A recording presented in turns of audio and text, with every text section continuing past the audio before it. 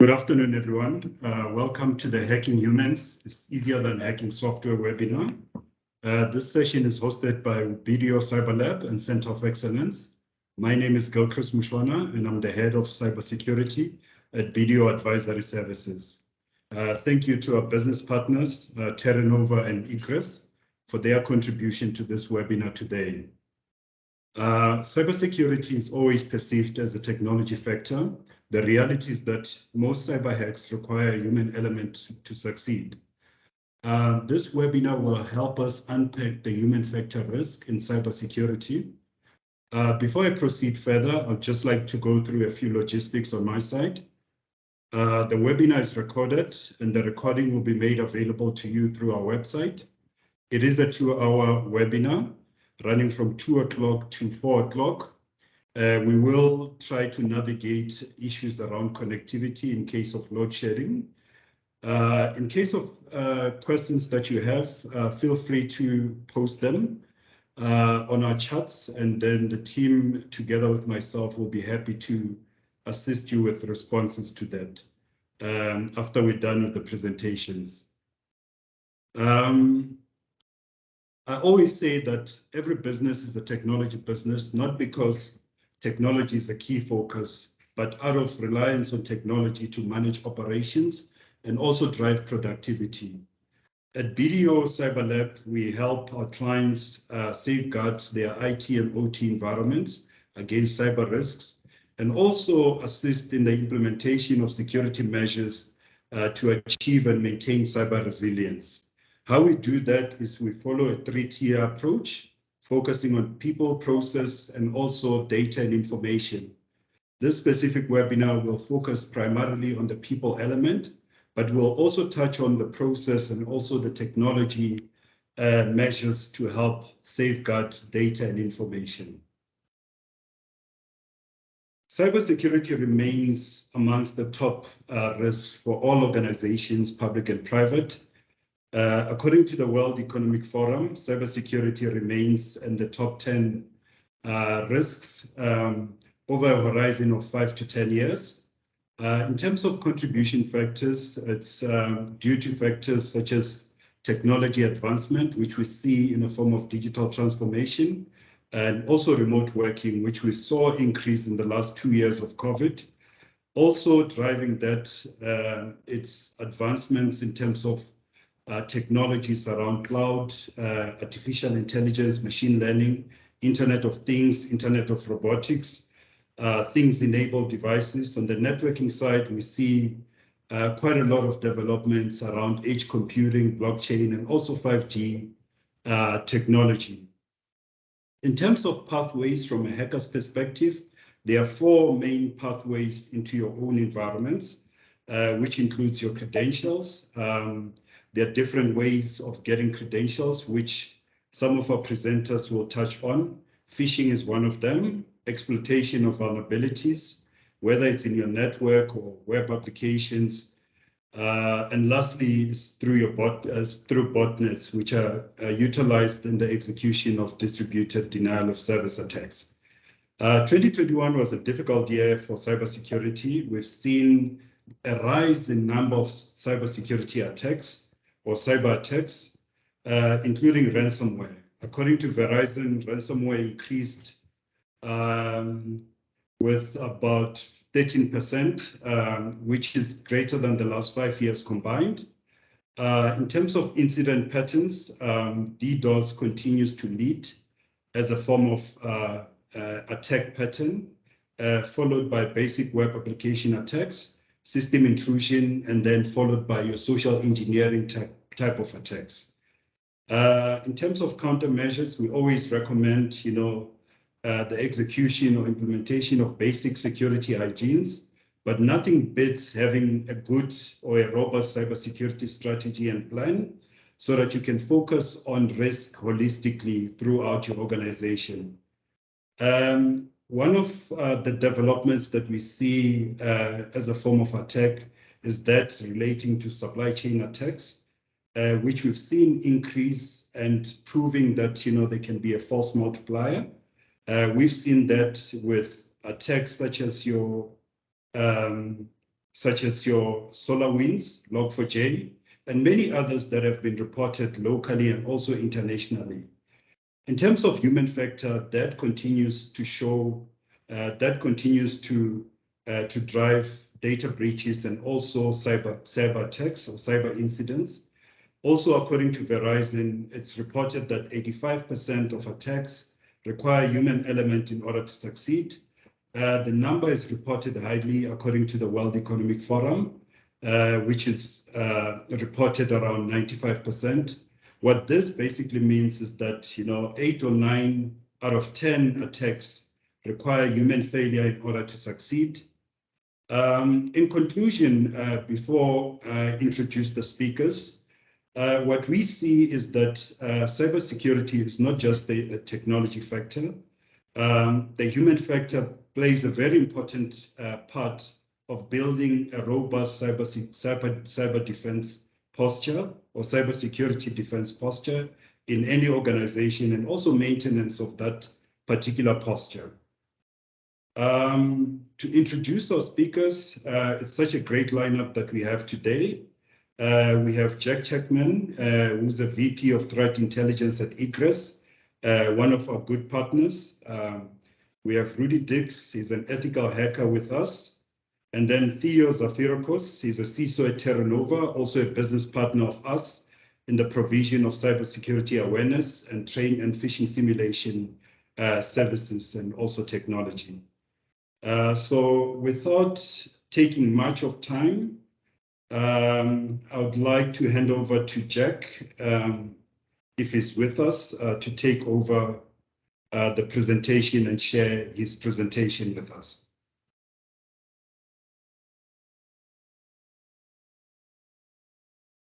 Gilchrist, I think he's still joining, so if it's good with you, I'll jump in.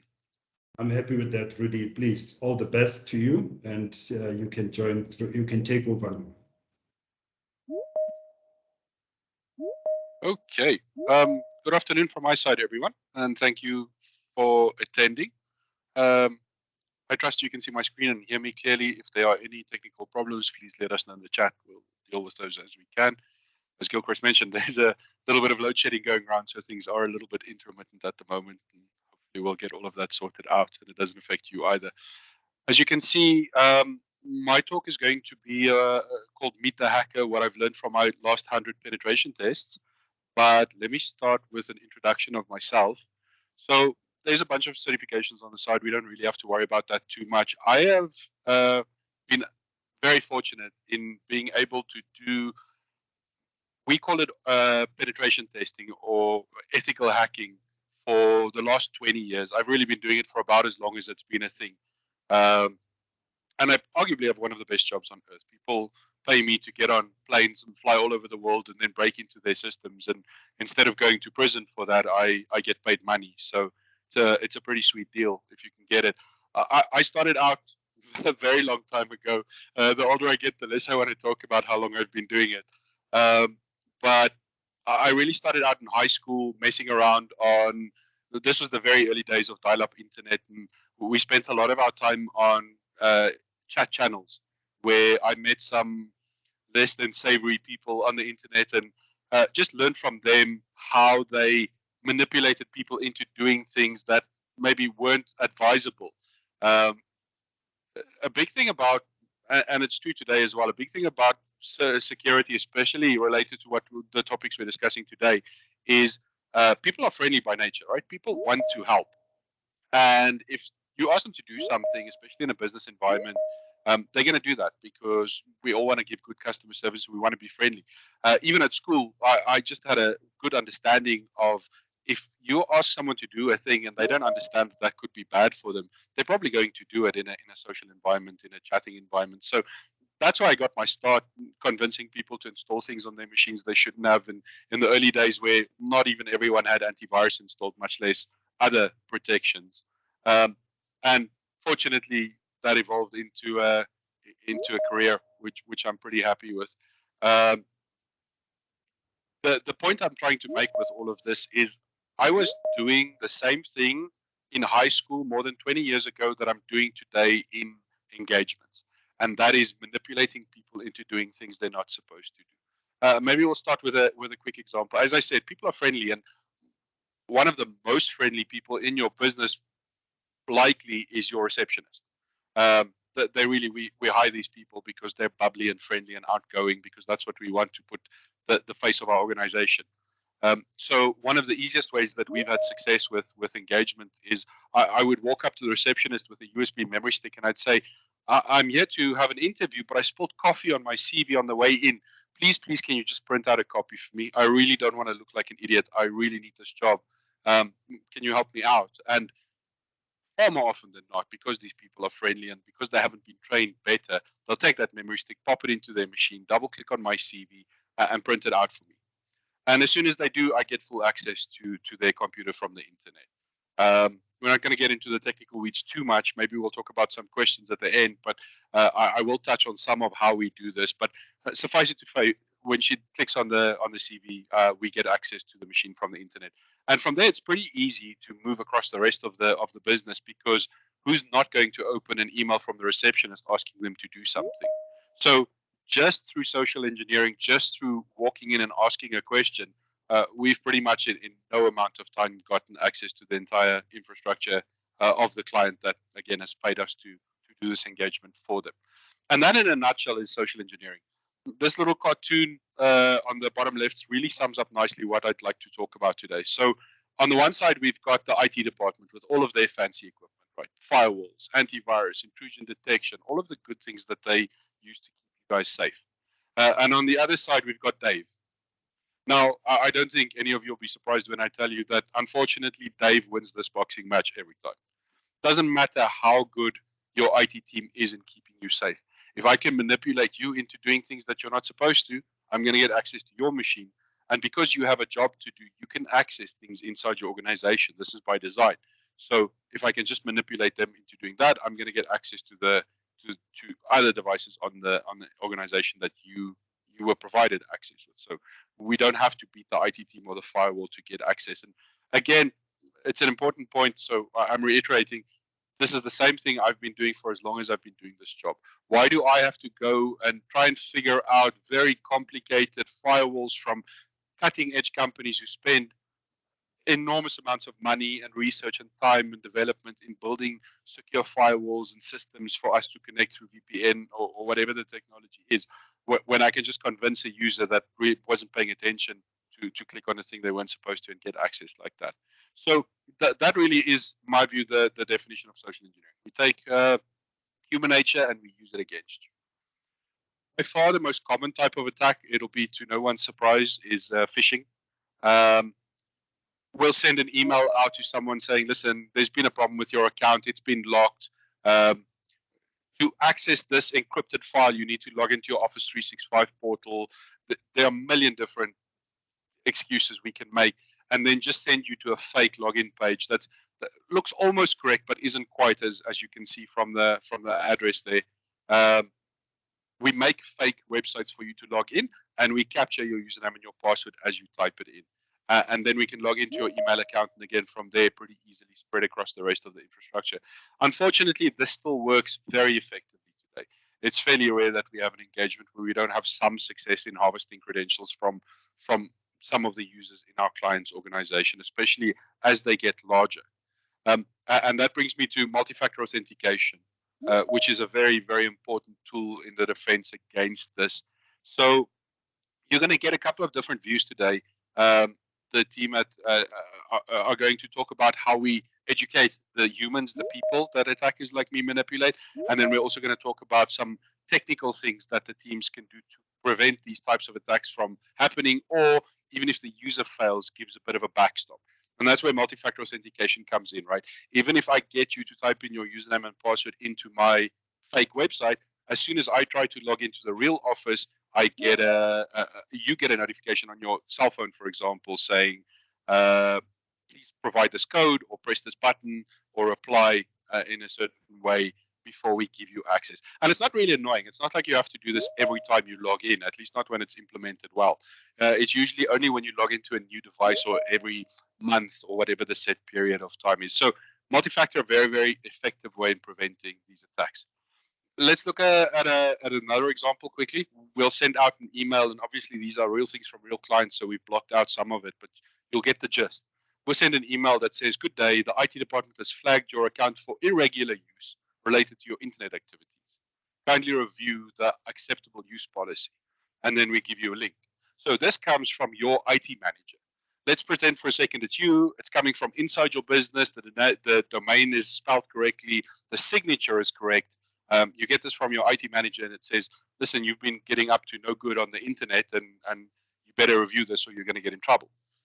We have a very high level of success with people then clicking on this, even though they didn't do anything wrong on their VPN or on their network connection. As soon as they click on it, they get sent to this page. We just set up a custom web page. We make it look nice. We put your logo in, call it the intranet website, and ask you to put in your username and password. And again, almost without exception, people will type in their Active Directory, their login username and password, which gives us full access to their machine. From there, we go look through their mail, see if we can find how to access the VPN, how we can access the servers remotely, read their emails, or even send emails as them to other colleagues to try and gain access to the rest of the organization. And it's all because they gave us the username and the password. We didn't have to guess it or crack it or anything like that. The next type of attack I want to talk about quickly is called vishing and smishing. Vishing is where you use voice, and I've got a little clip that'll do a good job, I hope, of demonstrating how that works. And smishing is where we send SMSs. There's also another attack called pre-texting, which is where we'll notify you before we come. So I'll pick up the phone, or I'll send you a message and say, or an email, look, there's the IT team is running a project. We're rolling out some services. I'm going to be there next week on Tuesday. I'm just letting you know in advance. That way, when I get there, people are much more likely to assist me because I've made an appointment. They know that I'm coming. It's not a surprise for them. And if we don't educate our users that they need to be aware of these types of attacks, and they need to check with the IT department that this is legitimate and it's authorized, we get into deep water, and that's where the education component becomes very, very important. Let me show you the clip around phishing. So I invited a few of the world's best hackers to try to hack me and show me where my vulnerabilities are. And now I'm going to meet them in Las Vegas for DEF CON, the biggest hacker convention of the year. They're going to hack me using social engineering, which is essentially hacking without any code. They just use a phone and an internet connection. Do you want to do a sample phishing call? What's phishing? Phishing is voice elicitation, and basically what you do is you use the phone to extract information or data points that can be used in a later attack. Let's do it. Okay. Who are you going to call? Maybe I'll call your cell phone provider and Okay. see if I can get them to give me your email address. I bet they're good. I bet they have my back. But yeah, go for it. I'm going to spoof from your number, so it's going to look like it's calling from you. Okay. Hi, I'm so sorry. Can you hear me okay? My baby, I'm sorry. my husband's like, we're about to apply for a loan and we just had a baby and he's like, get this done by today. So I'm so sorry. I can't call you back. I'm trying to log into our account for uses information and I can't remember what email address we used to log the account. The baby's crying and can you help me? Awesome. In just 30 seconds, At gmail.com? Jessica gets access to my personal email address. Now, if I needed to add our older daughter on our account so she could call in and make changes, how would I need to go about doing that? You would have to send me a secure PIN through a text message? Yeah, well, the thing is, I don't think I'll be able to receive a text message if I'm on the phone. Oh, I'm not on there either?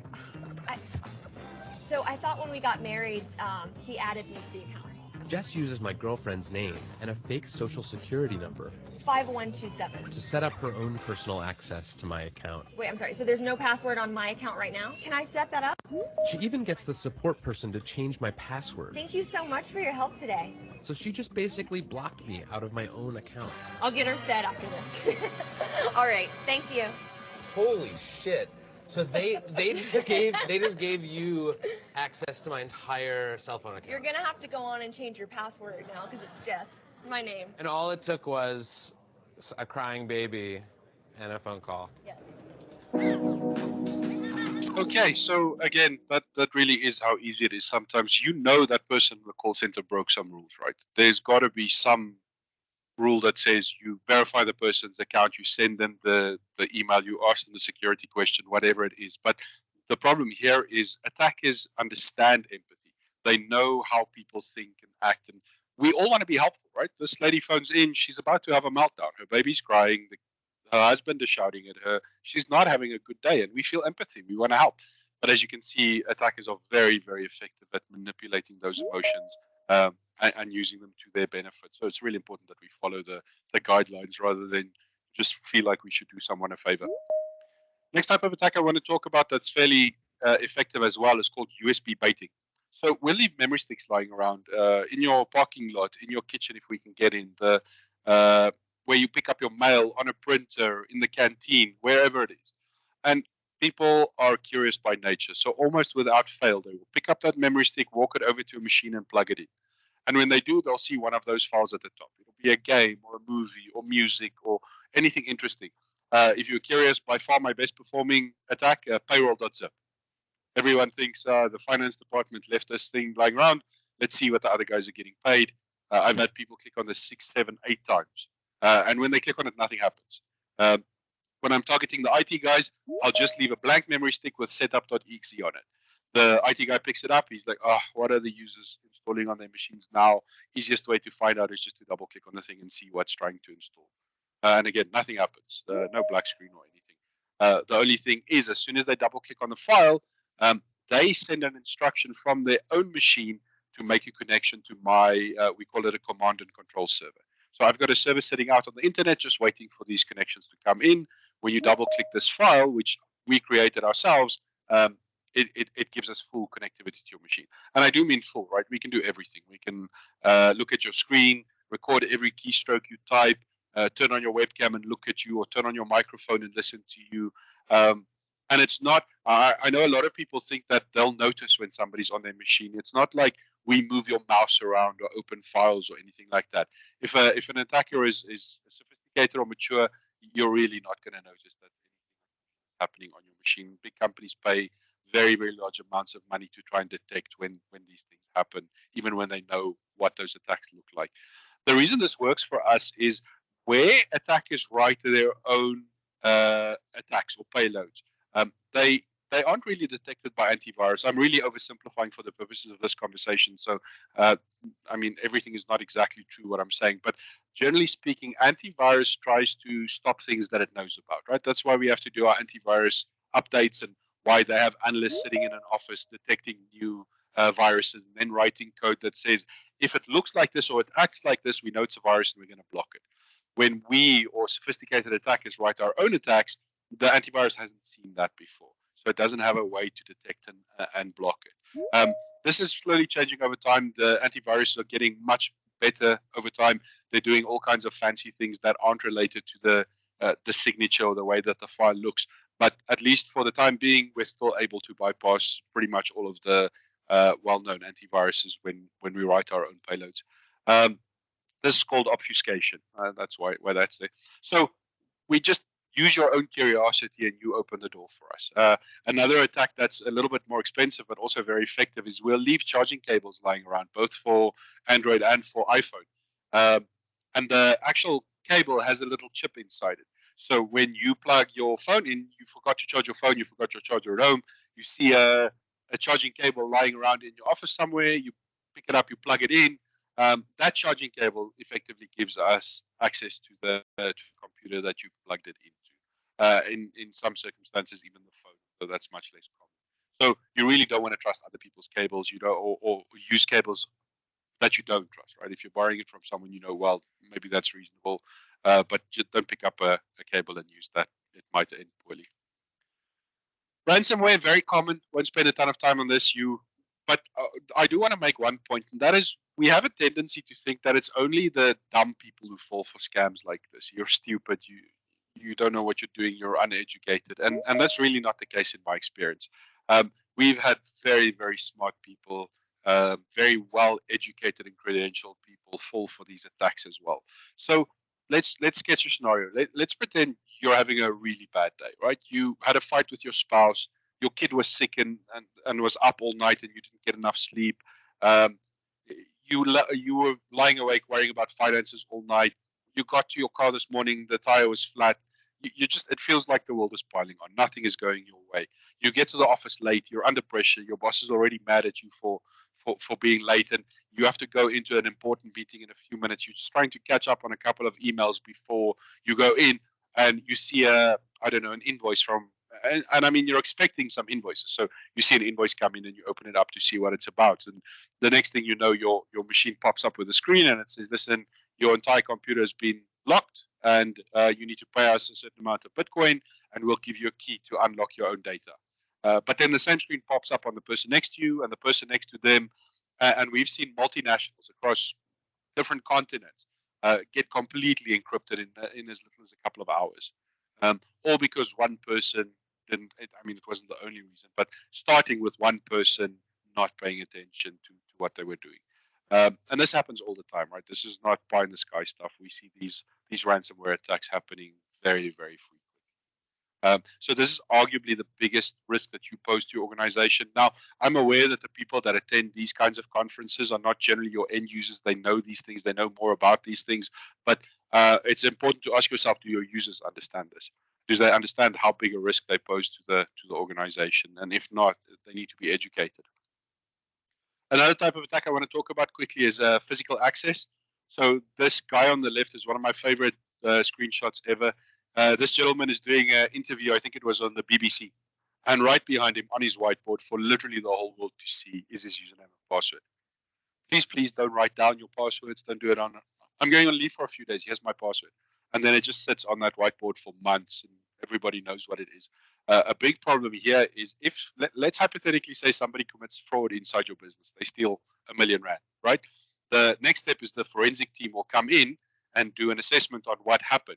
And eventually, after all of the investigations, they determined that it was your username and password that was responsible. They can't tell that it was you, the human individual, but they can tell that it was your account. And because you shared your account with 3 or 4 other people inside your office because it makes your life easier, you're the person that was responsible for this attack, whether you were the one that committed the fraud or not. Really important that you don't share your account details. The next one is about clean desk policies. A clean desk policy says you don't have papers on your desk lying around when you're not actively using them. I know for some people that's a pie in the sky dream, and their desks almost look like this every day. And the problem is, a guy like me, if I can get into your building, it's very easy for me to see sensitive documents sitting on your table, see personally identifiable information, your sensitive IP, whatever it is. I mean, imagine what is sitting on your desk and who would consider that to be sensitive, right? We've even seen credit card numbers and financial statements and really sensitive stuff just sitting out in the open because the person had gone to the bathroom or gone out for a meeting or something like that. Similarly, dumpster diving, it doesn't happen often, but this is where the attackers will go through your trash. Be very cognizant of what you're throwing away. Try to destroy things in a responsible manner so that we can't fish sensitive documents out of the trash and use them. Sometimes just a reference number lets me phone a call center, quote the reference number, and then get your, ID number from the person in the call center because they are also not adequately trained, as we saw in that previous clip. Tailgating, we love walking in behind other people. You'd be amazed how successful we are in walking in just because we're reasonably well dressed. If I'm trying to walk into your business, I'm not going to wear a hoodie and shades and try to sneak in. I'm going to wear a suit and a tie. I'm going to talk on my phone. I'm going to look like I'm busy and I know where I'm going and I want to be left alone. And generally people do. They let me walk right past security, right into an open plan office.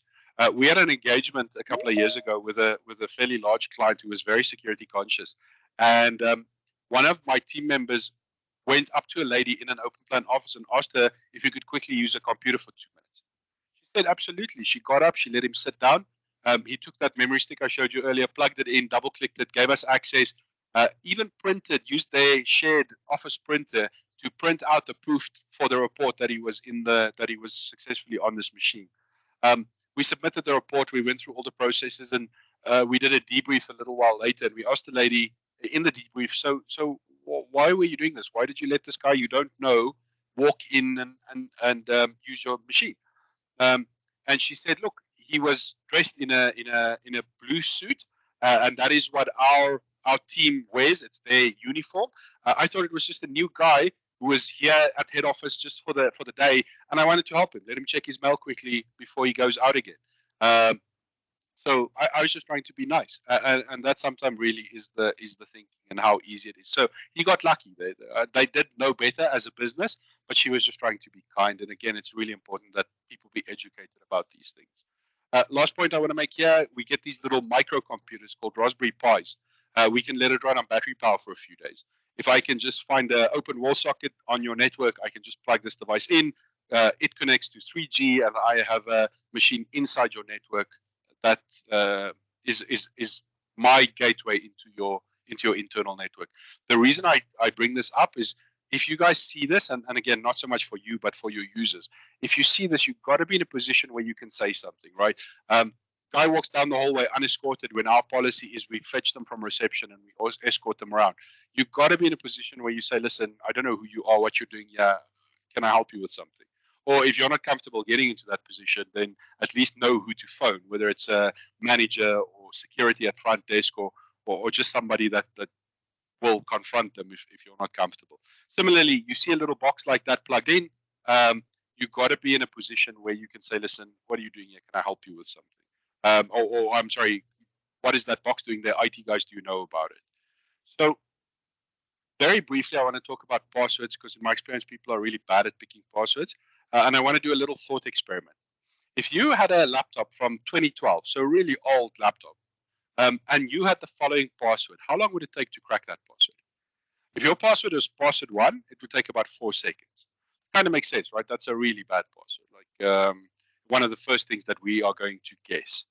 If your password is the middle one, that spells out hard to remember. And I think it's fair to say that's what most of you guys do for your passwords. It's called substitution. We say instead of an A, I'm going to put a 4. Instead of an E, I'm going to put a 3. I'm going to put a comma at the end or a full stop. And that would take the laptop about 4 months to crack, which I guess is not bad. That's a pretty long, complicated password. We could add some special characters, but I think that's better than most people's passwords that I've seen, and I've seen a lot. But look at the last one. James eats a giant peach. All in lowercase, nothing fancy. Would take 10,000 centuries to crack. So my problem at the moment is by we I mean people like me, have been teaching people to pick complicated passwords. They do the substitution because that's what we taught them to do. And when we're trying to brute force guess these passwords, that's not so effective. I've got a fancy server sitting at the office that will guess passwords at multiple billions of guesses a second, right? So this one is 115 billion guesses every second for one of the newer graphics cards that you can buy over the counter.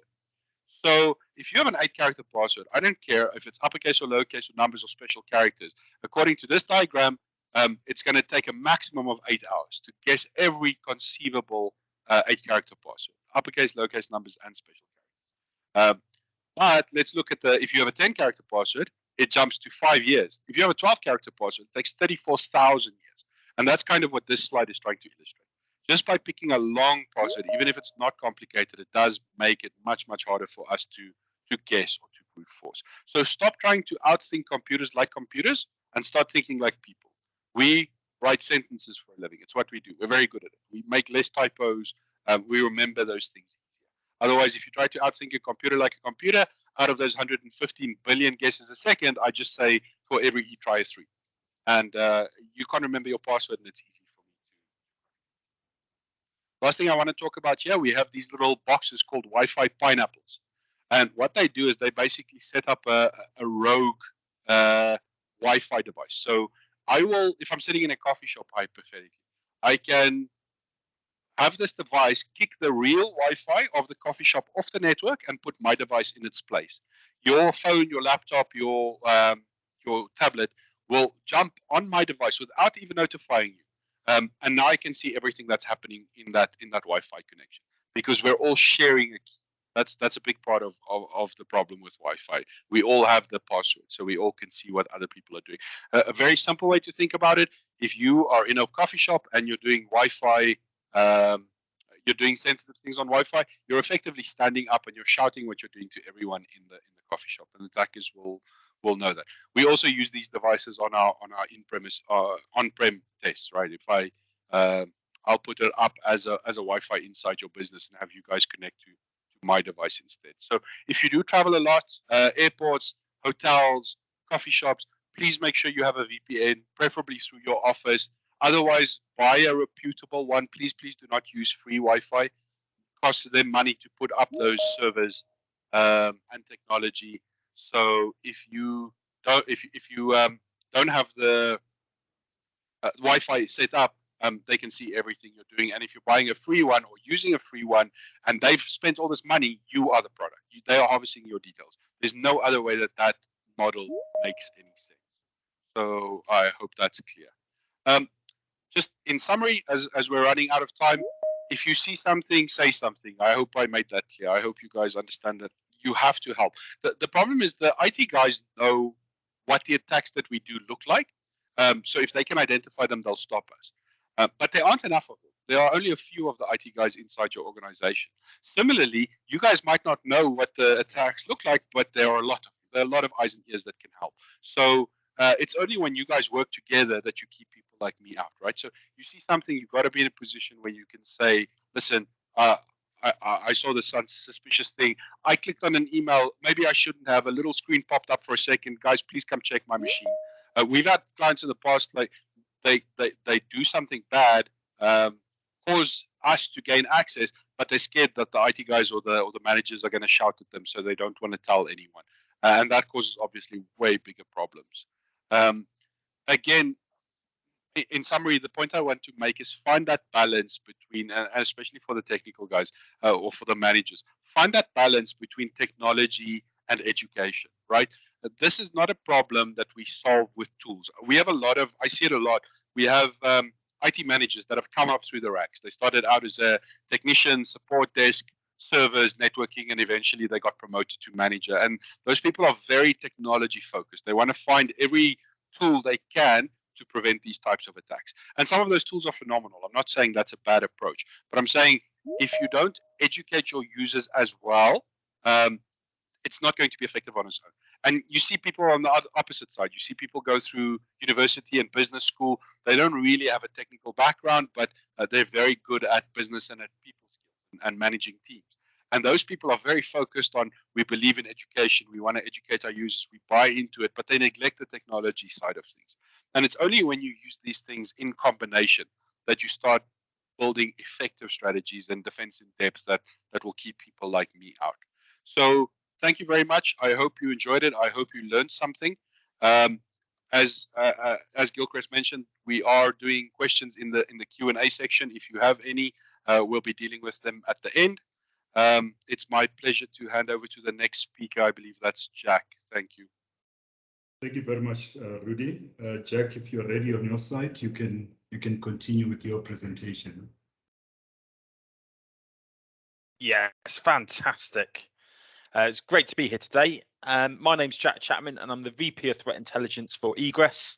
So it's my job and mission to understand how criminals are really attacking organizations and people and how we can take that intelligence and help it to drive our defenses.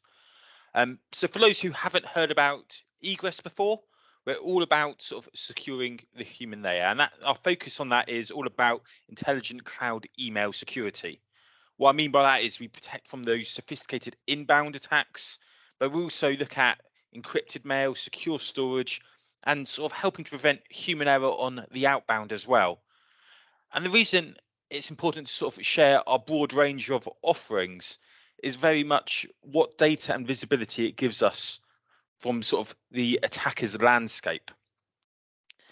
And today I'm going to put a different hat on, and it's a hat I haven't worn in a couple of years. And I'm going to be a bad guy and talk you through the thought process that a hacker has when targeting organizations. And when we often talk about what an attacker is going to do, how a hacker is going to find an organization to attack and go all the way through to success, we quite often talk about the kill chain or attack chain, and there's different methodologies here, there's different terminology, but in short, it's all about finding a target, creating something to attack them with, delivering it, and then succeeding, hopefully from their point of view at the end. And before I dive into sort of the different steps here and the different options available to an attacker, the reason this is so important for us on the side of good to recognize and evaluate is this is a fantastic opportunity to really dig into the tactics and sort of technologies and methodologies that attackers use. By having that understanding of how organizations are attacked, we're in a better place to implement technology, sort of process and policy and training all combined together to stop it in the first place. So the first step around the kill chain, and honestly quite often overlooked, is about reconnaissance. And when we talk about reconnaissance, it's really about finding a target and finding as much information about them as possible. Throughout this presentation, I use phishing as my default example for a couple of reasons. One is one of the areas of cybersecurity that I've got the most expertise in, but it's also one of the most prevalent. It's the easiest way to attack someone, as really highlighted, where quite often with phishing, it's a lot easier to ask someone for their password than it is to spend £500,000 on some very clever technical zero-day attack. But on to sort of reconnaissance. What, as an attacker, am I looking for? Well, first of all, it's what sort of organization do I want to attack and why? And that goes into sort of even a step beyond this of what is inspiring me to do this attack in the first place. Is it financial gain? Is it sponsored? And so on. But it's really finding targets. Once I've got a rough idea of who I want to attack, it then goes into great, let me find more details. And this is where, from a defense point of view, it becomes very interesting in sort of evaluating our own organization's internet profile here of how broad the available is this information about us. So one of the most common things that is often overlooked is as simple as email formatting.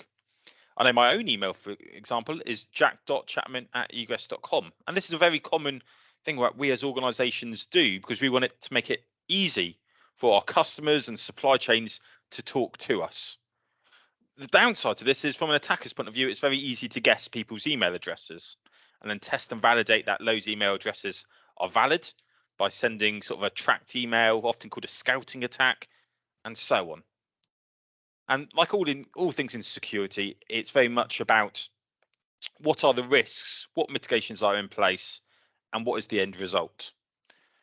Second key area from an attacker's point of view, and this is actually an area which has grown significantly in the last couple of years, is the amount of data breaches that are now available. And you think of a data breach as like, okay, you've got passwords, you've got email addresses, but with some of these breaches, there's a lot more information available. You've got everything from sexual orientation, what religion someone is, all of their previous locations, job titles, geolocations, home addresses, some very personal information. And from my perspective, not all personally identifiable information is created the same when it comes to social engineering. And with this detail, what I'll be building up, especially if this is a targeted attack, I'll be thinking, fantastic. I've now got more information I can either target my future victim with, or, which is increasingly more common nowadays, target their supply chain, target a family member who I can then use to target my end victim. Obviously, with the rise of social media, a lot of our employees and individuals are sharing more about their lives online. And as always, there has been a link between someone's personal profile and their business risk. So the more I share on my personal social media, the more an attacker could use that. However, this has sort of grown in scale, where before you might have a couple of comments on there, especially with some employees, it feels like their whole lives are on social media nowadays. Everything from I'm going on holiday, which is a fantastic time to imitate that person to attack an organization, through to they've had new children, all very sort of emotive subjects or opportunities for me as an attacker. And really what it boils down to is it's never been easier to perform the reconnaissance step today. There's more automated tools, there's sort of more detailed playbooks in how to do this from an attacker's point of view. And it's one of the areas which is quite often overlooked on sort of the defensive side of what is the public profile for my business, for my people, because it really is about the people at the end of the day, whether to directly impersonate them or to attack them. The second key stage around this is, okay, I've now got my prospective victim or victims. I know who I want to attack and the information about them. The key area is, what am I going to attack them with? And this boils down to three main areas. Do I want some sort of malware or ransomware element? Or do I want to go for a social engineering route where I want them to perform an action for me? I want them to send me a bank transfer, for example. Or one of the most common attack vectors or weapon factors at the moment is actually I want their account details, because that is now a tradable asset in the criminal ecosystems. And that's where you see the vast majority of attacks are actually around credential scraping. And from this, an area that has changed in weaponization is the technology that attackers are using and the automation behind it. One example of this is sort of the dark marketplace, and the sort of marketplace on the dark net where criminals will buy and sell tooling and software. And I must say, it's very convincing, some of these phishing attacks.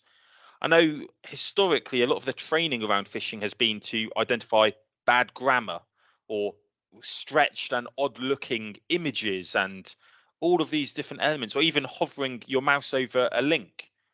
However, with this sort of shift in automation and sophistication around these payloads, they are pixel perfect. They are genuinely some of the most beautifully crafted templates I've ever seen.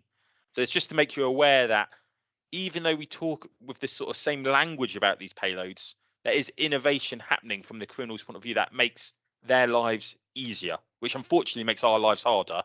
And therefore, we need to innovate on the side of good as well. So as an attacker, I've found my prospective victim. I know I want to attack them with, for instance, a Office 365 credential harvesting email or link, which I'm now going to send in an email at the delivery stage. A key element around the delivery stage, and just to talk a little bit about what's changed here, because I believe most of the people in this call are aware that phishing is by far one of the most common methods for attacking an organization, especially at scale, especially with the ability to obfuscate who I am as a sender. It's low risk for me as an attacker. And from that, it's very much the case of, okay, I need to get through existing security layers. I need to make sure that it's good enough to trick users so that they don't become suspicious and report it to IT, and that it doesn't go into spam or any other elements around that. And that's where, again, sort of this automation comes from. And there's a couple of areas where there has been innovation in this space. We're seeing attackers use legitimate services to send emails on their behalf. We're seeing attackers actually target supply chains in order to use their email system as an asset to attack their final target. And we're seeing the use of more sort of compromised accounts in general. For those who aren't aware, email's underpinned by a couple of authentication types, SPF, DKIM, and DMARC. And these are basically trying to say that the person sending the email is allowed to on their behalf. What this has led to, and especially with security focusing on these authentication types, is attackers compromising general business accounts who've been around for a while. The domain's been there for a couple of years, have good reputation, and then using this as an asset to attack others. And that's one of the reasons why credential attacks are so prevalent. And what's more from that is we're then going to some more heterogeneous attacks. And what I mean by that is where it's every phishing attack into your organization is coming from a different source. So it's got a slightly different payload. It could be they're all paypacket.zips with a random string of numbers at the end. And what this means is any system that just relies on user reports is going to break. And this is where it's both an opportunity for us, but also a risk. The attackers have been listening to webinars like this, for instance, where they can hear how people set up their defenses. And as such, they've tailored their attacks in order to get by it. And that's where it's an opportunity for us to understand how and why they're attacking to try and mitigate this.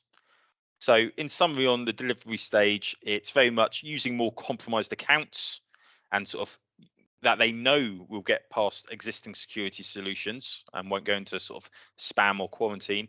But it's also diversifying the delivery itself, automatically sending a slightly different email, so it makes bulk remediation harder and more difficult for administrators.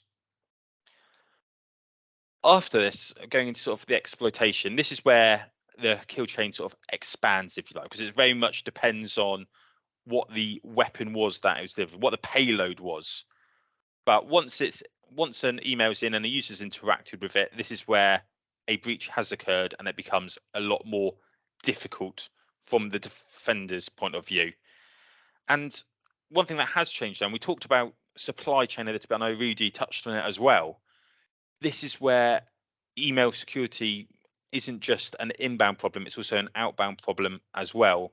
Because one of the very common tactics we're seeing a sharp increase in is attacking an organization to then use their email system as an asset to attack others. And that's that sort of supply chain attack piece. And if not highlighting anything else today, I'll probably highlight that as one of my key takeaways of this is a trend we're seeing, and it's an exponential trend, so it's going to continue. So be very aware that when remediating anything to do with phishing, it's not just preventing it from occurring in the first place and essentially cleaning up if it does occur in a timely manner. It's also monitoring to ensure on the outbound you don't see further issues.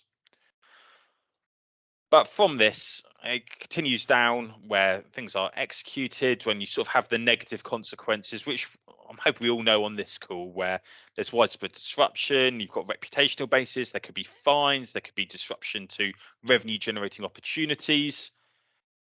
And this is sort of one of the summaries of sort of trying to prevent this success for the criminal, and one thing that is often overlooked. And each of these steps, as we've talked through the kill chain, if we can stop them one step earlier, one, it means they spend less time and resources because they're less heavily committed to attacking our organization and people.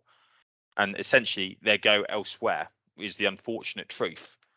But it also makes our organizations safer. So if they can't find our organization in the first place, and that's the ideal case. However, we're organizations, we're businesses, we talk to people because we have a mission to serve. However, if they can't deliver their payload in the first place, anything to the right of that doesn't matter. And as you go through this, it's important to have security mitigations at each of these stages, not only to understand your risks, but to have mitigations in place to reduce the incident response time and so on. So it's a different way of looking at security in a way, is how can we apply not only sort of looking at physical layer security, endpoint security, but looking at it in the lens of an attacker. What do we have in place at each stage of an attacker's methodology to go forward? And just talk a little bit about some of our approaches really on how we're helping to sort of stop some of these problems. And this is where we've evaluated some of the techniques which we've talked about today and come up with ways to help prevent that. I know part of our phishing product looks at the language and the context of every email, because an attacker is just changing the metadata and who it's from every time. So by being able to identify suspicious language and context every time, we can catch far more fish that are bypassing traditional security solutions. We implement zero trust models so that if an attacker is sending fish from your supply chain, we're still capable of catching that in place.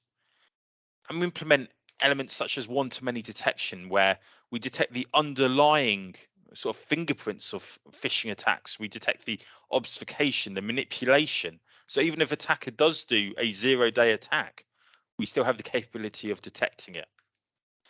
And that's where it comes into reverse engineering, not just individual phishing attacks and emails, but whole toolkits, the methodologies. What is the criminal ecosystem doing in this space? Because that allows us to look further ahead and to ensure that what we have in place is delivering value for our customers. And lastly, and a key thing to remember in security in general, is it's not just about identifying the negative elements, but actually highlighting and celebrating the positive elements. It allows us in Egress to develop better software, but it also allows us to create better policies in place, more proportionate mitigations. So we don't create friction with users, but we offer the security that they need for their day-to-day roles and to help all of our organizations be safer. So that's sort of talk through sort of a kill chain methodology, and I hope that sort of showed you a different perspective when it comes to some of these attacks. And I'm aware that I've in some ways scratched the surface there, but if you do have any questions, I know we've got a session on it later on. Thank you very much. And I'll pass on to the next speaker. Thank you very much, Jack. Theo, on your side, if you're ready, you can take over and share with us your presentation.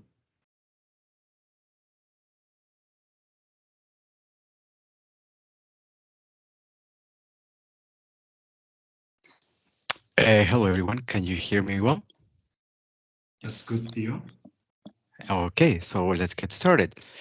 So we'll continue the conversation and we'll continue talking about phishing because it is one of those predominant threats that affects users and organizations. So how strong phishing awareness could make our users, our humans, unhackable? So a little bit about Terra Nova Security. So Terra Nova Security was founded in 2001, over 20 years ago. And back then it was an innovator in creating cybersecurity awareness. Our CEO, Lisa Puente, had a passion about education, training, technology, and used that passion to create one of the world's first cybersecurity awareness training firms. The information that we will share with you today, it's over the 20 years of experience deploying awareness programs for countless of organizations and having trained millions and millions of cyber heroes. My name is Theo Zafirakos. I've been with Terra Nova Security for a little bit more than 5 years, but prior to joining them, I was actually a client of their products. So let's talk about the cyber threats that have become more common, more frequent, and more complex than ever. 82% of data breaches that reported in 2021 involved a human element, and that's from the Verizon report. And if you think about cybersecurity, we always dealing with a human element, either at the adversary or on the defense side. So in cybersecurity, there's always a human element component that we have to address. Also, the number of fraudulent emails has increased and increases day by day, as reported by ZDNet, and we'll see that number grow over time. Also, the ransomware damage continue to grow year over year, and we expect the damage to go over 265 billion by 2031, as reported by the Cybersecurity Ventures. So let's talk about how users behave and some of the data that we have collected over time through our Gone Phishing tournament. This year, we will have our 4th iteration of the Gone Phishing tournament, which we conduct every year. In 2021, we ran the tournament and we used a template supplied by Microsoft. And it's a template that it's been circulating in the wild. So we chose to use this template to deploy a simulation that was rated a high or medium complexity, medium to high complexity, and deploy it to thousands of organizations that were willing to participate, and also to almost 1 million users at the very same time. So imagine this being one of the largest phishing simulations to ever be conducted in a short period of time. And what we look at is how do users behave. And the participants of this tournament, it's not just clients or organizations that have maturity. It includes anyone across the globe that is willing to participate, and also obtain a benchmark report and comparison to their colleagues, their peers, and their data. Also, we saw an increase in the number of participants from previous year, and we're hoping to increase the amount of participation for next year as well. So let's look at the results. And even year after year, we see fairly similar results where users still fail to detect a phishing email message, with almost 20% of the users clicking on a phishing email link. This was very similar to the 2020 results, but it was a different scenario. My results, again, almost 1 out of 5 users fail to detect. And as Jack mentioned, with the supply chain attack, or what we call the business email compromise, when a supplier or a trusted contact is sending you a message, but this email message has been taken over by an attacker, well, the recipient has lost the first element, which is, do I know the sender? Oh, well, I do know the sender. Maybe I will click and act quickly instead of taking the time to validate. Well, you know, is this a normal message from this person? Is this speaking the same way or not? So in this case, it was a scenario that was asking users to connect and get a file on SharePoint, and it resembled an email coming from within the organization. Once the users clicked on the link on the email, well, they were redirected to a website, again, a fake website that had been designed to resemble SharePoint, and asked users, well, click here to download the file, obviously picking file names that are interesting, entice the users to tick the bait and download the file. Downloading the file, and opening the file would almost imitate a ransomware or another malware infection. So 14.4 of the users failed to recognize the phishing website. This phishing website was not secured by HTTPS. It didn't have a padlock, yet users went ahead and clicked on the link. And then what we look at is, well, from the users who clicked on the link, how many of those users downloaded the file? And we see a staggering close to 75%.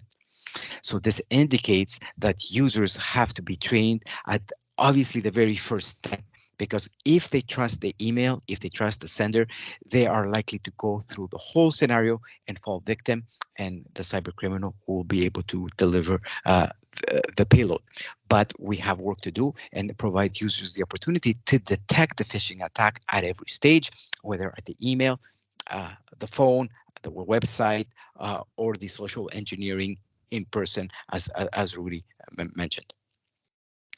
So let's look at the industries and how they performed. So the highest click rate by industry was the education sector at a very high 27.6%. Again, that is global data.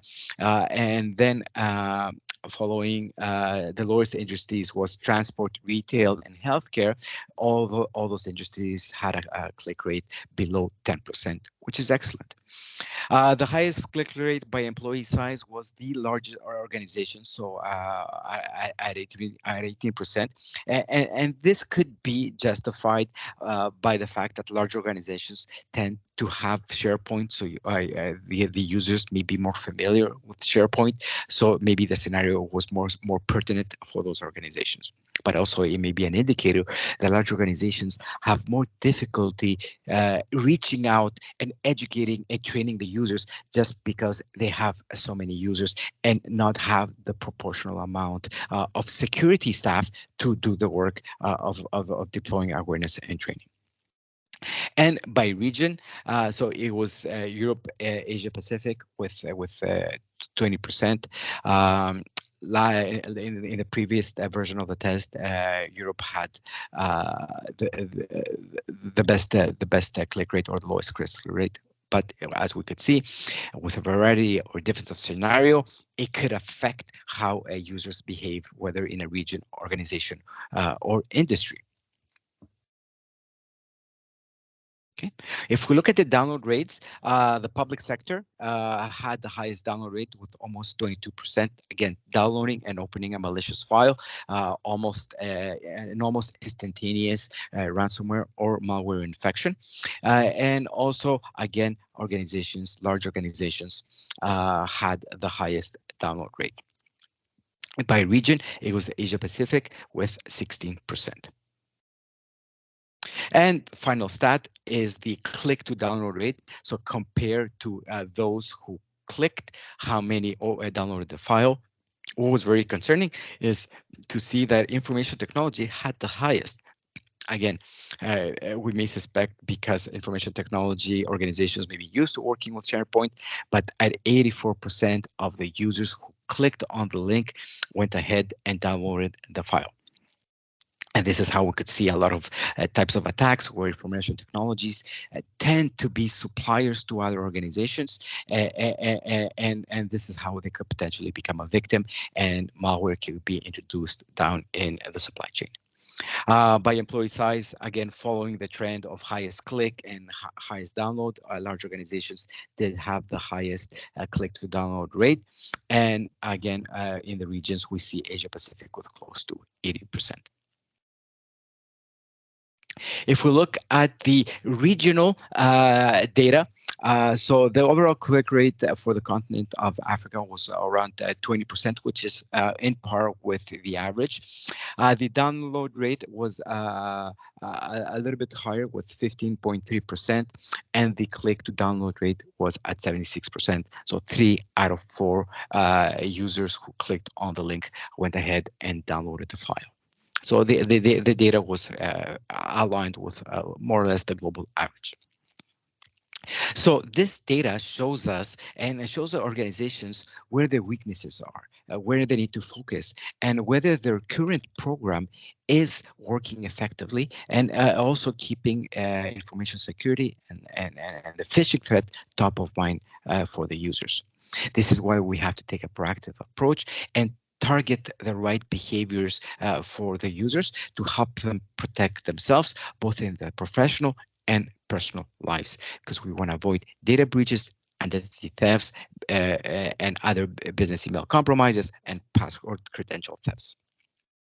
Also, we have to remember that we need to track and monitor the progress over time, and have the take the opportunity also to jump in and improve, adjust, and modify our programs if we're not meeting the desired objectives in terms of awareness and changing users' behaviors.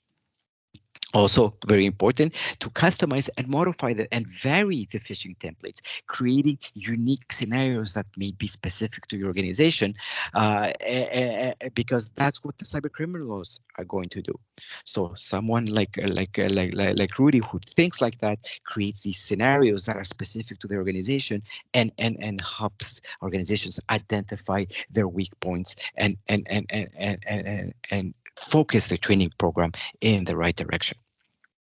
Also, your solution has to be accessible. It has to be multilingual. It has to and speak in a simple language that the users could understand and provide the information in a way that they could learn and also they could retain it. When you're building your security awareness programs, a lot of organizations have a challenge allocating resources, time, staff, even money for their program. But you have to step back and think about, well, why would I be implementing a program? What are the drivers that are either mandating, requesting, or even demanding in some cases that we put a program into place? You may have some external drivers. You know, a lot of organizations had to deal with employees working from home, an increase in cloud adoptions. Also, a huge dependency on partners and the supply chain, and more services being online, more devices being connected to the internet, and potential regulations and laws that ask us for security awareness training. So these are external drivers. These are elements that we cannot always control. Then we may have some kind of internal drivers. So we may require compliance with internal policies. We may want to educate our users on information classification, incident reporting, and best practices. When you see something, say something, don't ignore it, become part of the solution, part of the security. Okay. And also the internal objectives of aligning cybersecurity with the internal objectives. And awareness and training tackles the people aspect of cybersecurity, your cyber heroes, and how we train them. We often say that people say that, well, the humans are the weakest link, but it's not always the case. The humans tend to be the most neglected thing. Link. Have we given enough information, enough training on how to detect and prevent these cyber threats? You cannot expect users to receive a piece of equipment or access to sensitive information without educate them what are the potential risks associated with those devices and access to that information. And on the industry side, also we may have requirements that ask us, because of the type of organization that we are, to implement an awareness program in place. So how do we not just change the mindset and the behavior of one user? How do we create a cybersecurity aware culture for the whole organization and for the benefit of everyone? A cybersecurity aware culture is one where cybersecurity best practices, are always top in mind in everything that we do, and we always think about the potential threats, and we don't really, depend on someone else because it's not our job. Everybody has a role to play, and everybody understands what their role is within the organization. Having a cybersecurity aware culture will help you reduce risk and minimize the frequency of incidents, and even potentially reduce the potential impact when incidents get detected and addressed quickly. Also, having a security aware culture, we could save money, also maintain the productivity if services are not interrupted, and we could continue to operate and ensure compliance, and also promote employee growth and understanding, and remove the fear that the users may have with the use of technology. And why is this very important for our future? Well, as our work environment changes, as our use of technology and cloud solutions, people have to understand what the potential threats are, and that these threats are becoming more complex, more sophisticated, and we have a responsibility to identify how threats evolve, and update our program and communicate those new threats to our users. By having a cybersecurity aware culture, it will help you motivate your users to participate to your training, but also it'll help them motivate to do the right thing when it's requested of them to do. They will have the knowledge, but also they will have the desire to do the right thing. And also, you're not going to have, your program is going to be effective in delivering the message, because the users are are completing the training and are following the activities because they're convinced that there is a benefit to it, and not because, they're mandated, or there will be a severe consequence if they don't complete the training, or, oh, I got to do this training. It's another headache. I don't see any benefit. So they become more entrenched within the solution and the security of the program. Also, it'll help you organizations comply with various industry and regulations, and also avoid spending money unnecessarily on tools that, as we saw, may be bypassed by the cyber criminals, and manage to reach the user, and then your user, in the corner, Dave, makes a mistake and lets the hacker in. So we talked about security awareness and training, and our organizations tend to ask, oh, well, how do we notice that there's a shift does our organization start acting more secure, start caring about security? Well, you'll start an increase in the participation in your awareness activities. Users will start asking more questions, and users will start reporting more events or more suspicious activities. You also have to make it easy for them to report those events and those suspicious activities. For example, for our clients, we provide a fish submitted button that allows the users at a click of a button to report any suspicious event, and then it goes into a queue for triaging and evaluating, and then providing feedback to the users, or using the information that we received to put a stop or a block to the attack from further spreading within the organization. Also, the employees will support each other when it comes time to information security, because if a colleague has a question about a certain element, then they have a peer or a colleague that they could ask, and then cybersecurity awareness grows within the organization. And also, we see an adoption and increase in the best practices. Users will continue to use VPN when they have to instead of connecting. Start using multi-factor and two-factor to secure the accounts. And again, that's a perfect example of a new technology tool. Well, we can't just deploy two-factor authentication and everything is fine. Well, we have to teach the users how to use two-factor authentication and what is the associated risks. For example, well, if I see an unsolicited request for my code, what do I do? Do I have to alert someone? Does that mean my password has been compromised and I need to change it? So with every use and implementation of technology, we have to think, what are the potential threats and attacks that cyber criminals may use, and then educate and inform our users on those new threats and attacks. And when we deploy that technology, is the perfect timing to do that communication and training. All right, so when we're implementing an awareness program, we have to select content that is fun, interactive, and of high quality.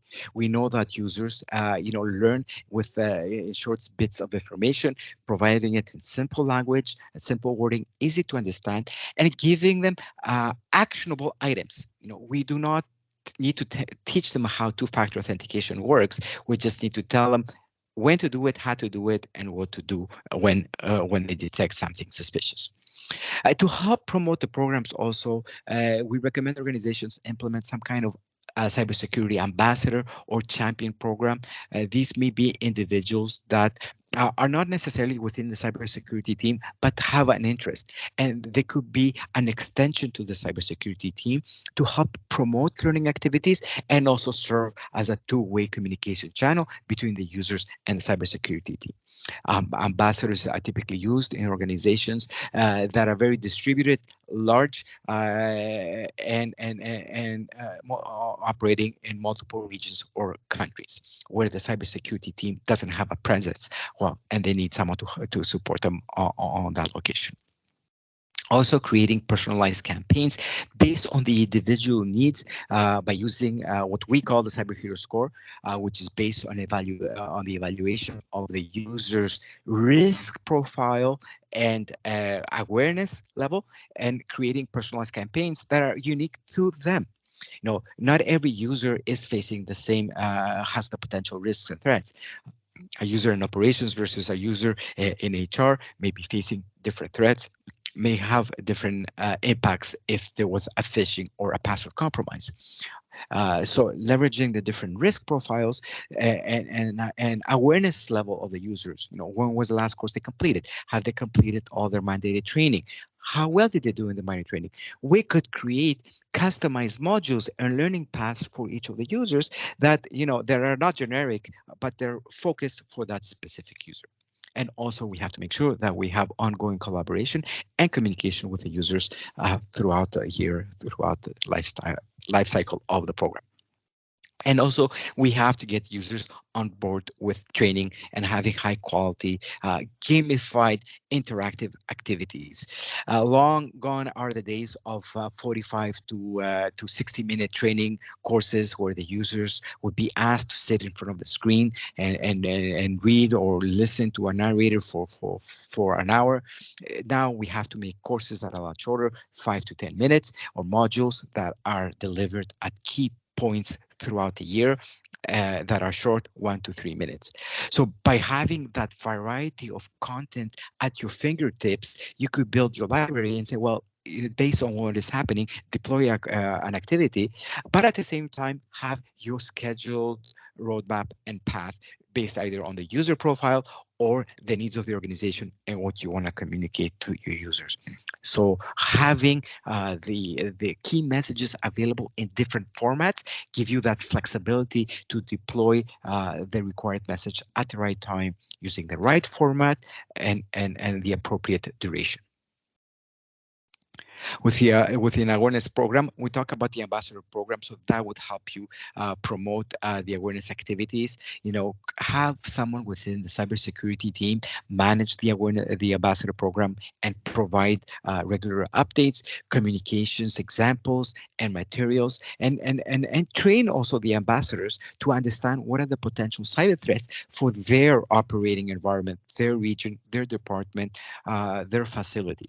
Right? So then they could translate security requirements into business and vice versa. You know, and that would help promote that security aware culture within the organization. Also, having the ambassadors will help you create connections with the users, right? Because that's an in-between person that could speak the same language as your users. We talked about the personalized campaigns. So this will allow your users to follow a program based on the risk profile. You know, you may have users that are champions. You're deploying phishing simulations, but they constantly report them because they managed to detect it. You know, the objective is not detect the test. The objective is detect the fish. If they happen to detect it with a simulation, well, good for them. These are your champions. These are your all-stars. So do I need to do, maybe I need to do more sophisticated, more complex. Maybe I need to raise the challenge for those users because they're very good at what they're doing. And your objective as a cybersecurity professional now is to try and catch them, see how good they are. Right. But then you have some other users that constantly click because they keep failing to understand what the indicators are. Well, what do I do with them? All right. Do I have to do more frequent simulations? Do I have to take them to the side? Maybe have a little workshop with them to explain and go through them, the different indicators and the threats with them to help them understand. And by creating personalized campaigns for users, the users are going to be more willing to follow the activities and also appreciate the fact that you're taking the time to focus and tailor the program based on their needs. All right. So by taking this approach, it helps you prepare for anything that may come down the road, because your program will have the ability to adjust and reach out to your users with any potential new threat that comes out. Okay. Investing in humans is one of the core elements of cybersecurity. As I mentioned earlier, cybersecurity, whether on the adversary or on the defensive side, we are dealing with humans, we're dealing with people. So we have to arm them with the appropriate tools in order for them to be part of our solution. We are coming up in October with 2022 version of the Gone Fishing Tournament. Registration will be open in the coming weeks. So we invite all organizations that are willing to participate to register for free, receive a free fishing simulation and a personalized benchmark report on the results, and see how they compare to their peers and in their industry. Thank you. Yeah, Theo, before I let you go, I just want to go through one question that we have on our side with you. Yes. I'll also request Jack and also Rudy to switch on their cameras because I also have questions for them. So I'll start with you, Theo, and then I'll go to Rudy and then Jack on your side. So Theo, from your side, I mean, How do we ensure that employees complete their cybersecurity awareness training and also retain the critical information that makes them less likely to be manipulated? So I'll answer the second part first because that's the easiest. In order for them to retain it, it requires repetition. And not necessarily doing the same course over and over, but communicating the key message over time, multiple times, but using a variety of formats, communication media, platforms to remind them of the key messages. So repetition is what works best, varying the communication format. How do we get the users to complete the training? It's a challenge that many organizations face, and that varies based on the culture of the organization. Organizations that are a lot more strict with their policies, their training, and their guidelines, the moment they put a mandatory program out in place, well, the users have been accustomed to that culture. They all comply and they do the program because it's a culture of compliance and doing what we're told. Doesn't mean necessarily that they're learning, but at least we get those participation rates in, right? We still have to do the repetition for them to learn. Organizations that may have a little bit more relaxed, I would say, working environment, because that's how they tend to operate, may have challenges in getting users to complete activities that are mandatory, where the users may not see the benefit. And we have to position the training as not something that you have to do, but something as a benefit for both you in your personal and your professional life. Make the training short, so bite-sized activities that are not too long, engaging and entertaining to help them achieve that. Start with activities that are shorter, more fun, to hook them, as opposed to starting with activities that are more compliance and policy related. So those are some of the tactics that we've seen work. No, thank you for that, Theo. Just one last one from my side. In terms of focus areas for your cybersecurity awareness training, what would you say are critical focus areas when you're doing awareness training? So the focus areas where we look at is protecting information, protecting assets, protecting my connections, and recognizing cyber threats. So typically when we create a program, we try to focus on those areas. And protecting assets is your devices, your information, your mobile devices. Those are assets. Then information, when it comes to privacy, personal information, strategic information, classified information, right? Protecting your connections, so protecting your passwords, your VPN, your Wi-Fi, and then recognizing the different cyber threats. So if a program encompasses some training activities in those 4 areas, we consider it a complete program. But each year, you could vary the specifics in one of those 4 areas. Great stuff. Thank you very much for the great presentation, as always, and for taking time to actually share this with us. I know you had to wake up very early because of the time difference, and we appreciate it on our side. And we look forward to building this relationship with Terra Nova as BDO, and continue to deliver this kind of capabilities so that our customers are protected all the time. Rudy, Thank you for having me. Sure.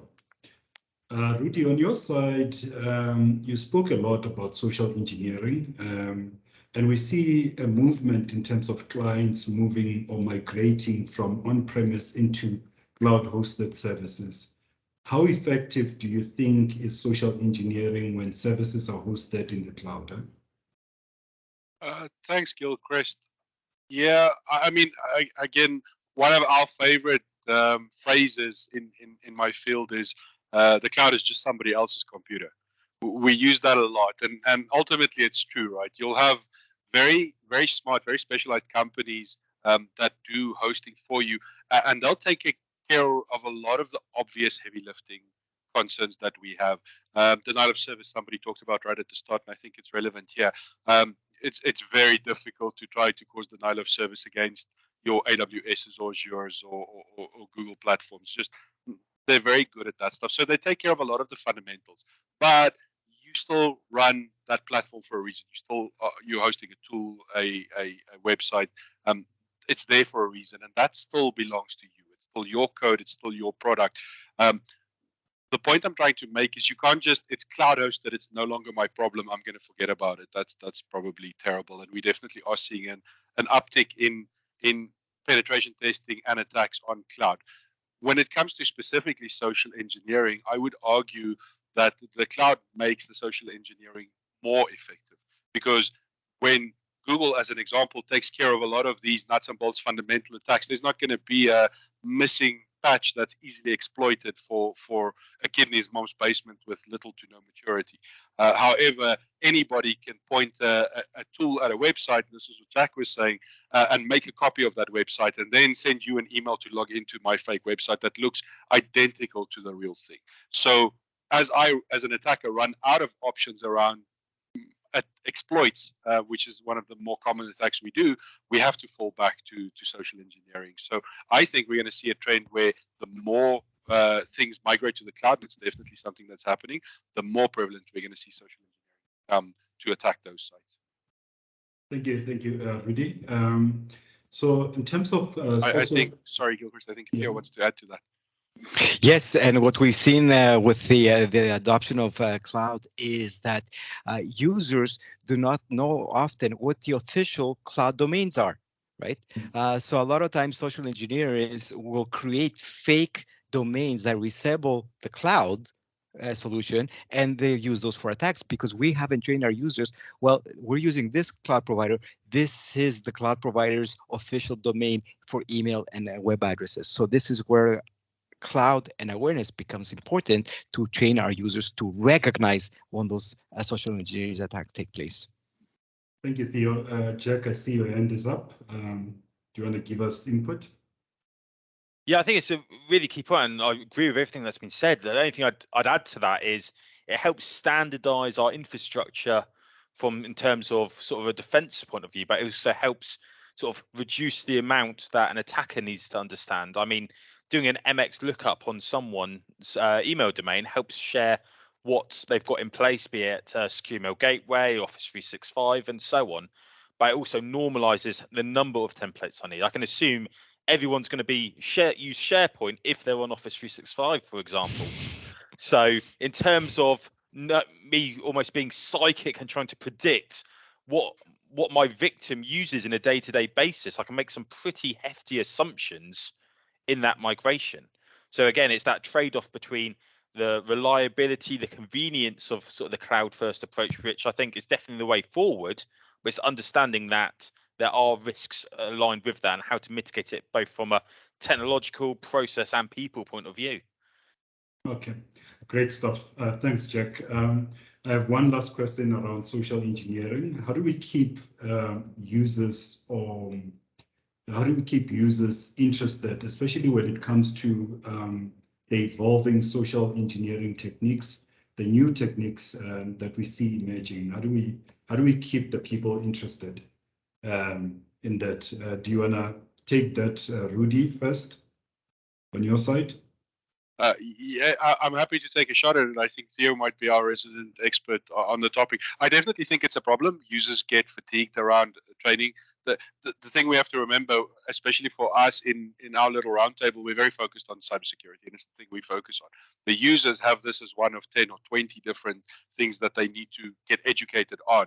And it does become a bit of a problem. So I think the companies that are going to do well, that are doing well, are the ones that find new and innovative ways to convey the message rather than just a talking head at the user for, as Theo said, an hour or 45 minutes. We're seeing that's becoming less and less effective.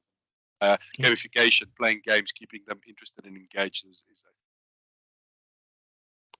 yeah, and the way we position phishing is not necessarily a testing tool, but it's a practice tool. Right, you take your online training, that's your learning, your theory, but then how do you practice? Well, your practice is a phishing simulation. So we have to position it as a game, and once you've taken the theory, we'll send you some phishing simulations to see what you've learned. So that's the email aspect of social engineering. Then organizations have to evaluate, do we need to test our users for other social engineering vectors? Right, and in those cases, the users don't have a choice. In most cases, they participate if they are selected to the social engineers scheme, or if they happen to be part of the scenario. The most common that we've seen recently is organizations are becoming more interested in phishing attacks.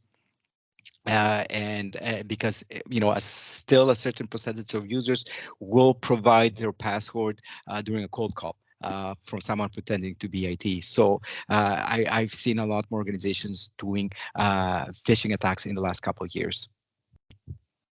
Thank you, Theo. Thank you, Rudy. Jack, on your side, is there anything you want to add? I do have one or two questions for you. Maybe let me proceed with that. We see a lot of migration from on-premise into cloud native, email environments, and sometimes customers are operating hybrid environments when it comes to emails. And for clients that are considering a defense in depth, what layers of security would you recommend to them to consider in that scenario where there is a migration to cloud? Well, maybe I'd start off with sort of bang for buck, if you like, of what can you have the most impact for sort of the least disruption or cost space. So first of all, one of the benefits of migrating to cloud is Office 365 as a whole. That's the sort of normal route. And they've got a lot of great tooling that almost replaces what a traditional SEG would use. So I know there's a lot of saying in the industry at the moment of Microsoft sort of fighting the SEG war, that secure email gateway. After that, for me, it's then, okay, you've got this great foundation, this great email platform. What do you need on top of that from a technical point of view? So that's where something like egress, in terms of that sort of advanced security piece, really helps plug the holes. But a really important piece, and it's a great opportunity in that migration, is to reevaluate your objectives, your risk, and really that people, process, and technology. And the key thing is those things working together. Quite often we view it as a separate pillars because that's quite easy for our human brains to understand. But if there is any friction between those, that's when gaps in security and perceived mitigations that are in place can fall over. So that would be sort of my default recommendation, is see what's available, take the benefits of moving to cloud, but also mitigate some of the weaknesses. Thank you, Jack. In terms of emerging threats, I mean, what is it that organizations should be concerned about on your side, right? And then I'd want Rudy to also share a bit of input in terms of his experience, and also Theo in terms of emerging threats. So for me, I would say we're going to see a doubling down of more of what we see already, partly because it works. As we as organizations become more cyber mature, attackers are going to go for what gives them the best return on investment, and that's typically social engineering, phishing, smishing, and so on. The thing that's changing in that space is the sophistication and the automatic nature of that, and that's where the crimes as service element's coming. So what I'd expect is, even though unfortunately we're using a lot of the same language for these attacks, the level and sort of sophistication elements of it will increase, and it's ensuring that we're ready for that, essentially. Theo, any input from your side? If I had a crystal ball and I could tell what's happening, I'd be rich. But what's the most challenging as emerging threats is at the speed in which the cyber criminals work versus at the speed that we respond, right? And we saw that with the different scenarios that based on world events, right? And creating templates either for the war on Ukraine or either for COVID. Well, we should forecast that and inform our users that, look, this is what's happening in the world. You may start receiving phishing scenarios that replicate that, not wait for them to become a pattern, right? So we are a bit behind, even though we know how cyber criminals tend to work. Often we don't take the time to stop and think and inform our users before the cyber criminals hit them. Thank you. Rudy, any input from your side? Yeah, I think I have one of my colleagues' favorite jokes is they asked the bank robber, well, why do you rob banks? And he said, well, that's because that's where they keep the money. And I think it's a pretty easy answer for emerging threats, right? Attackers are motivated by financial gain, generally speaking. And as we move more of our money into, and it's not just money, it's information and a couple of other things as well. But as we move these things into the internet, into the cloud, that's where the focus is going to go. That's why we're seeing, even at a CV level, at people looking for skills level, the requests for cloud skills are drastically jumping to the point where they're not being supported. All of that said, I saw a question in the Q&A section about supply chain. So let me pivot to that rather than talk about cloud more.